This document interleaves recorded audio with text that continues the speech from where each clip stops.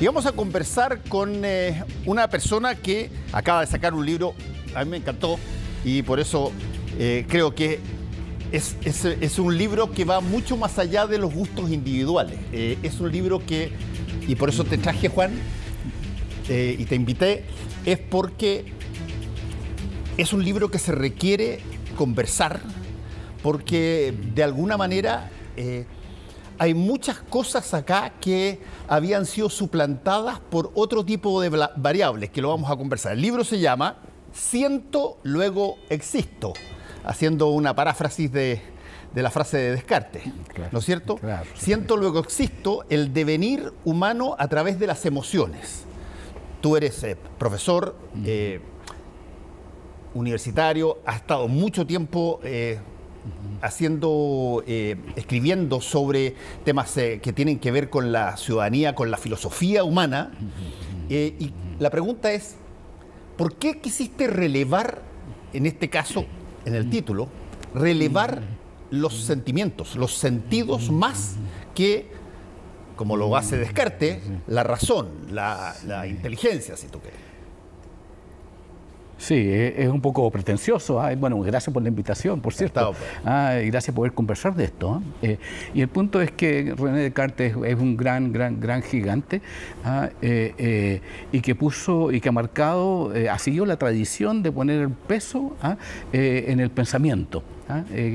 O sea, desde Platón hasta larga historia donde el peso estaba puesto en el pensamiento. Y también, qué sé yo, el siglo pasado empezó una crítica a Descartes de que, bueno, había un sujeto que pensaba. Entonces, incluso se plantea que antes mismo el pensar está ocurriendo algo dentro de nosotros. Y ese algo es el mundo emocional, es el sentir.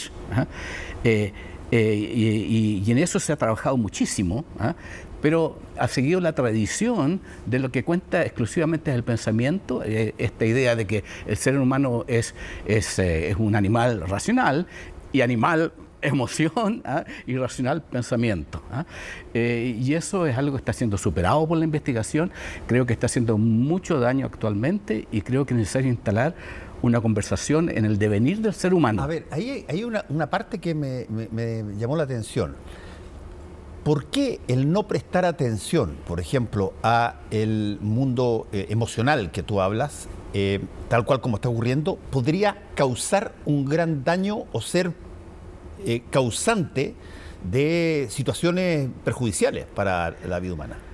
Mira, hay algo, en el mundo de las emociones no hay mucho acuerdo, pero algo que sí hay acuerdo es que toda conducta está impulsada por una energía emocional. Todo lo que uno haga, en eso sí que hay acuerdo. Entonces, si uno quiere entender la conducta de las personas, la conducta de tu pareja, de tus hijos, de la situación social, hay que entender qué está pasando a nivel del mundo emocional, de las emociones, de los estados de ánimo.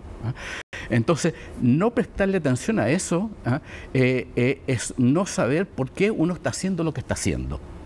Entonces, de repente encontramos conductas irracionales, fuertes, peligrosas a nivel de la violencia a las personas, porque no había una capacidad de tener una capacidad de reflexionar qué es lo que pasa en el mundo interior del mundo de las emociones, que es la que comanda esto. Hay un filósofo increíble que es David Hume, que dice que el pensamiento, la única función del pensamiento es ser esclavo de las emociones. Porque las emociones, perdón, el pensamiento nace en las emociones y termina en las emociones. Pero las emociones han sido anatomizadas, han sido dejadas de lado. Dejemos de lado esta cosa. Y hay toda una teoría conductista, digo yo, de las emociones que pasa a ser como sentido común. Y como todos sentimos emociones, todos sabemos lo que es. Pero a mí me encanta Sócrates. Y Sócrates dice una cuestión bien importante. Él es muy concreto. Dice, si tú quieres ser un buen zapatero, primero tienes que saber qué es lo que es un zapato, de qué está hecho y para qué sirve. Y eso ha sido lo que a mí me llevó a tratar de averiguar qué es esto que llamamos emociones, de qué están hechos, cómo se hacen, cómo se construyen y para qué sirven. Bueno, hay aquí una variable que tú algo de eso también hablas en tu libro. Hay una variable bien interesante que tiene que ver con, por ejemplo, con la mirada así generalizada al mundo de las emociones. Por ejemplo, nadie duda que si que tú tuvieras que hacer, colocas a medio Chile ante un pizarrón y les dice, a ver, dígame cuando yo le hablo de emociones, dígame cuáles son las 4 primeras que usted pondría.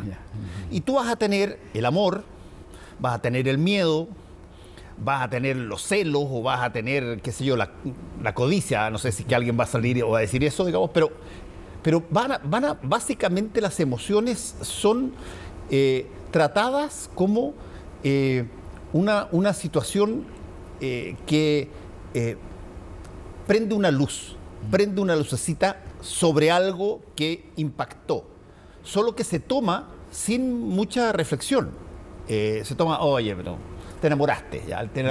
¿Quién cuando está enamorado, no, qué sé yo, no hace todo por las personas y qué sé yo?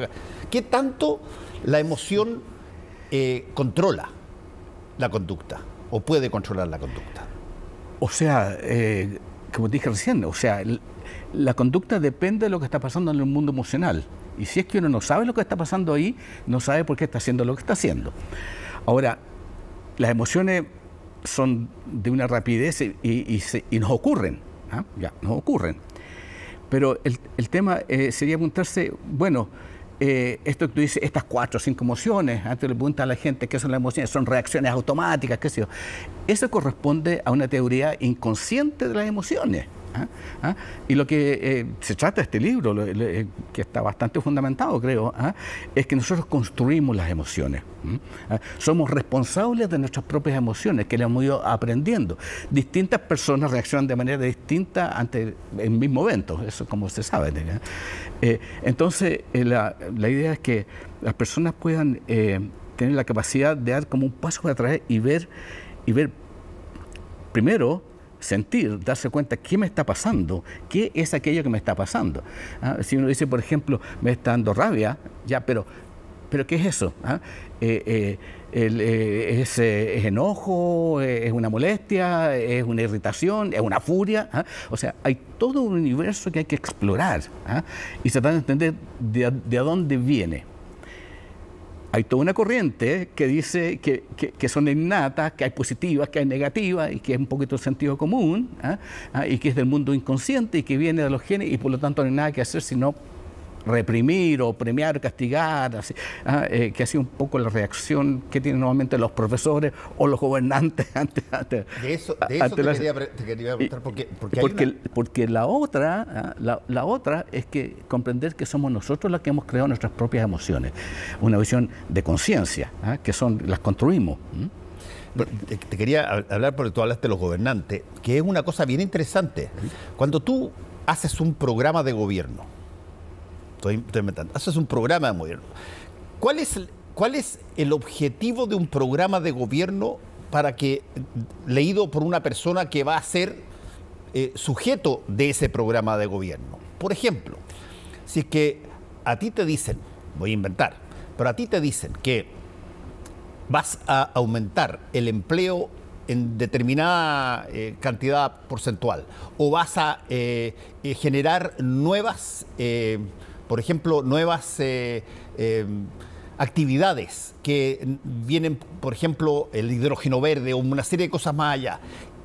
Va a haber un grupo de personas, porque para eso están hechos este tipo de cosas, para que el votante de alguna manera calme su incertidumbre.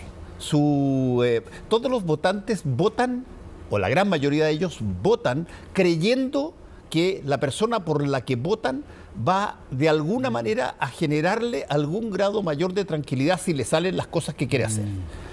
Y eso en el mundo de la política, bueno, no siempre pasa. La violación de expectativas es probablemente una de las cosas más duras que hay. Claro. Y también crea una emoción. claro, frustración. Crea bastante frustración. Pero mira, para ponerlo como cosas concretas, el gobierno actual son gente joven, no voy a decir nada nuevo, que construyó todo un proceso para cambiar el mundo. El mundo de Chile, cambiar Chile, hacer un Chile mejor, más justo, que mucho entusiasmo. Y hicieron un programa de acuerdo, en concordancia con eso. Pero no tomaron en cuenta el mundo emocional, en el sentido de que el estado de ánimo en el cual se ha encontrado este gobierno es de inseguridad, de incertidumbre. O sea, no están tan interesados en los temas del programa mismo, sino que el estado de ánimo que prevalece en Chile es un estado de mucha inseguridad, de bastante miedo, de bastante rabia, y que eso ha implicado cambiar radicalmente el enfoque del programa de gobierno a menos de un año de haber asumido el poder, te fijas. Sí. Es el poder del mundo emocional, es súper concreto y fuerte. Ahora, convengamos también de que de pronto viene a desafiarte tu estado emocional, cosas que tú no controlas. La pandemia, por ejemplo, es algo que los gobiernos de todas partes del mundo te tratan de dar seguridad sobre la base de generarte una norma de comportamiento en determinadas situaciones, sí, qué sé yo. Pero estamos viviendo esa situación al mismo tiempo que estamos viviendo otras variantes que también causan mucho afecto a las emociones. Yo siempre he dicho que uno de los problemas que tienen los noticiarios de la televisión en general y que están medidos en todas partes es que como el objetivo en general es presentar cosas dramáticas, no solamente noticias per se, sino que además noticias que ojalá tengan un aspecto dramático. Los robos, la delincuencia, los tiroteos, todas esas cosas son pero munición fantástica para un noticiario. Sí. Ahora, ¿qué es lo que pasa con la persona que mira eso todos los días? La primera cosa que pasa, y que está hipermedido, es que se le altera su capacidad de calcular la frecuencia en que ese tipo de cosas pasan. Siempre cuando tú le preguntas cuánto cree el porcentaje de delitos que hay por día, las personas normalmente que además han visto todo esto y lo ven, siempre te lo tiran pero altísimo para arriba, como cuando te dicen qué porcentaje de inmigrantes crees tú que hay en Chile. Como han sido caratulados por alguna gente como amenaza, básicamente, y tú los ves en distintas partes, básicamente la medida clásica es que te van a tirar el porcentaje de migrantes. Si tú preguntas cuántos migrantes por porcentaje hay en Chile, pero altísimo. Sí, sí. Lo que es falso, pero la emoción prima ahí. Sí. Bueno, hay dos cosas ahí. A mí me gusta hablar del mundo emocional, donde, entre otras cosas, están los estados de ánimo, que son la manera en la cual uno está en el mundo. ¿Te fijas? Es como uno está con un estado de ánimo. Y en este caso, el estado de ánimo es como de inquietud, por todo lo que tú estás diciendo. ¿Te fijas? La violencia. Y las emociones tienen uno siente una emoción. Uno está en un estado de ánimo y uno siente la emoción. Porque hay como una amenaza directa, por ejemplo. Ahí uno siente la emoción. Y las emociones surgen de los estados de ánimo. De cómo uno está en el mundo y cómo uno se está encontrando como en el mundo. Entonces uno va construyendo el mundo desde el estado de ánimo que está y de acuerdo a los estímulos que va recibiendo, que hacen surgir de este estado de ánimo ciertas emociones, de acuerdo a la historia de cada uno además, porque hay algunos que eso no les afecta para nada, te fijas, y por último están felices. Si yo soy un sicario, esto me parece regio, te fijas, y si yo no soy un sicario, como que me tiende a dar sustos, te fijas. Ahora, ¿cuál podría ser un estándar en términos de política pública asociado a las emociones? ¿Hay algo que se pueda trabajar para, por ejemplo, no sé, tener una frecuencia, llamémosla así, neutra, para que las emociones de cada uno, bueno, se manejen por cada uno, pero que no haya una cosa inducida por alguna institución o por algún gobierno o por alguna entidad que eventualmente pueda estar alterando este tipo de cosas? Del punto como de política pública, dos cosas. O sea, uno, realmente tomarse muy en serio este tema de los estados de ánimo. Y poner como un foco, poner algo, ¿te fijas? De estar detectando permanentemente, ¿te fijas? Cómo se está moviendo el estado de ánimo. Las encuestas, el hecho de que esté académico, que se le dé tanta importancia, y todo, es como un acercamiento a esto. Pero yo creo que se necesita algo mucho más fino, mucho más serio para poder percibir más esto que está vivito y coleando en la sociedad, que eso es lo que cuenta realmente, no tanto las palabras. Lo otro es lo que pasa con la educación. O sea, afortunadamente, después de 20 años ya se ha vuelto a poder tomar en serio que lo importante de la educación es la formación del ser humano, y en el corazón del ser humano está en el mundo emocional. Entonces, el aprendizaje depende de la emoción. Todo depende de la emoción en gran parte. Por lo tanto, entiendo que el Ministerio se está fijando más en el tema emocional. Mi impresión es que estoy tomando un enfoque inadecuado del tema, pero por lo menos está el tema. Ahora habría que ajustarlo y ver ahora, en términos como de política. Se me está acabando el tiempo, pero te quiero preguntar, Juan, ¿qué tanto uno puede conocer sus emociones?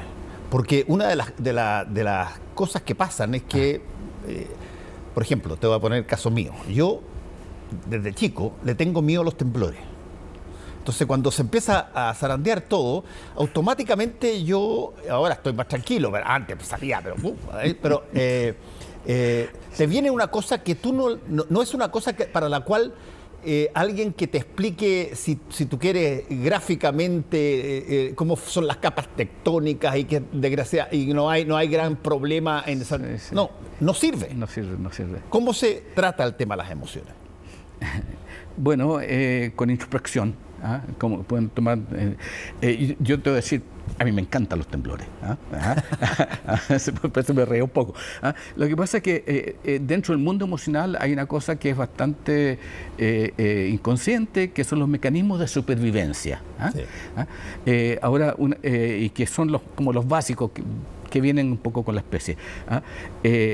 Pero cuando uno empieza a aprender, cuando uno empieza a aceptar eso, uno tiene, y si tiene la capacidad de tomar un pasito más atrás, es decir, como mirarlo como en una película, mirándote a ti como si eras actor de una película, entonces tiene la posibilidad de aprender cómo a relacionarte con eso. Hay un proceso de aprendizaje del mundo emocional. Hay un proceso de aprendizaje del mundo emocional.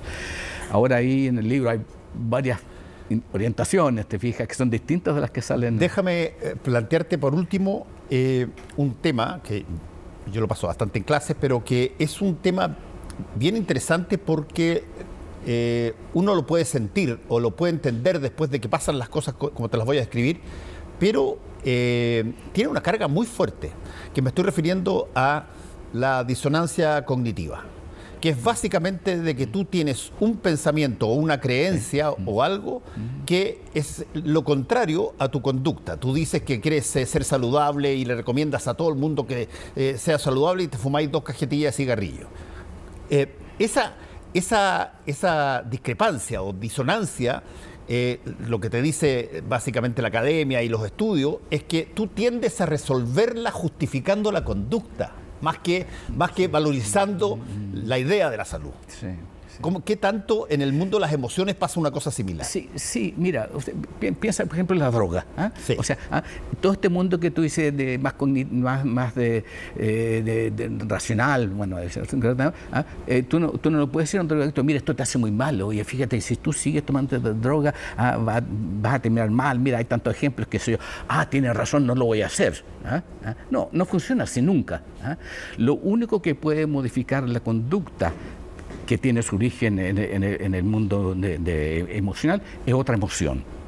Hay que mirar la otra emoción, no el discurso a propósito de aquellas cosas, no los cuentos, no las creencias, sino que lo que se siente emocionalmente. Un argumento nunca te va a cambiar, te fijas, la emoción que tú tienes con respecto a algo, nunca. ¿ah? O sea, te pongo un ejemplo, la diferencia entre, qué sé yo, darle lucas o 2 lucas a una persona versus, te estoy diciendo, acompañarlo, preguntarle, hablarles, ir a almorzar juntos y volver, son 2 estados totalmente distintos. Absolutamente, absolutamente. En la Escuela de Educación Emocional, donde enfocamos, el enfoque es ese, hay técnicas de cómo acompañar a las personas en esta exploración que tú estás sugiriendo. ¿Ah? Es como muy bonito porque es como empezar a tocar la realidad de una manera distinta. Si eso es lo que pasa, es que vivimos engañados. El problema es, en serio, que el título de uno de los capítulos... ¿ah? Es cierto, uno autojustifica todas sus incoherencias y, como yo he recitado este dicho ya hasta la saciedad, esa frase de Lelutier que dice: errar es humano, echarle la culpa a otro es más humano todavía. Tú siempre tienes la posibilidad o tienes la intención en primera de no declararte culpable de aquello que te pasa, sino que tiene que ser una cosa que viene de afuera.